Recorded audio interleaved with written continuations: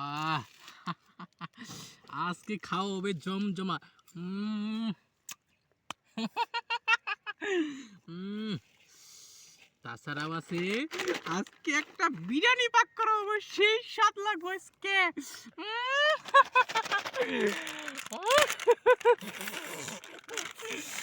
আরে আজকে খেলা হবে, আজকে খাওয়া হবে জুম জুম। পরশকে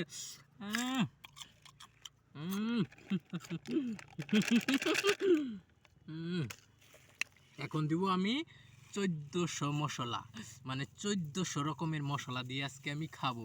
এখানে আছে খাল গুঁড়া, জাল গুঁড়া, হলুদ, পেঁয়াজ, লবণ, আদা, মরিচ সব আছে। এখন আমি এটা মাখা মাখা করবো। আহ